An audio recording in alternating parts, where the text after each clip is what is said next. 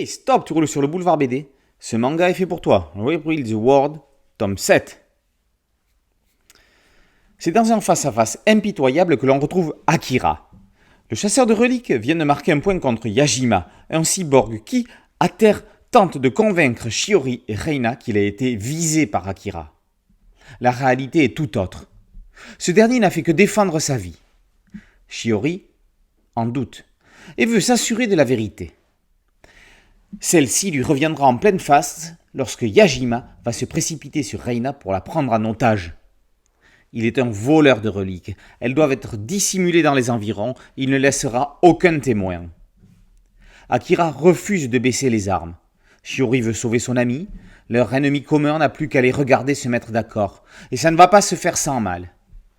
Akira aura bien besoin des conseils de son ange gardien Alpha. Les alliances d'un jour ne sont pas celles de toujours. Tout le monde n'en sortira pas indemne. La deuxième partie de ce 7e tome de Rebuild the World est une invitation, celle de Yatsubayashi, médecin en chef de sa propre clinique à l'annexe des ruines de Kuzusuara. Akira acceptera-t-il de faire soigner ses blessures légères avec un nouveau remède ? Le docteur lui propose une infiltration de son invention, mise au point après avoir analysé des reliques du vieux monde afin de reproduire fidèlement leurs effets. Alors, génie ou charlatan ?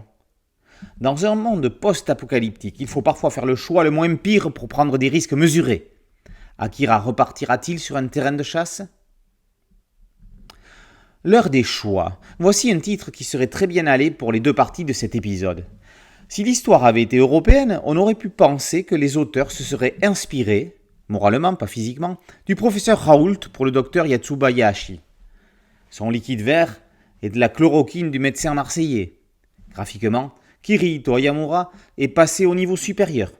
Que ce soit pour des affrontements duels ou des pluies de missiles, les scènes d'action sont immersives, efficaces et détonnantes. Il y a parfois plus d'énergie que dans un animé. On aimerait à présent que l'intrigue se recentre sur les reliques pour que les lecteurs en aient une vision plus concrète. On se laisse prendre par l'action, se demandant quelle décision on aurait prise. Sans être d'une originalité redoutable, on ne peut pas reprocher à Rebuild the World de ne pas être efficace.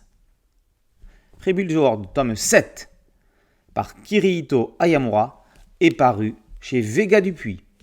Boulevard BD, c'était un site dédié, un podcast audio et une chaîne YouTube. Merci de liker, de partager et de vous abonner. A très bientôt sur Boulevard BD. Ciao.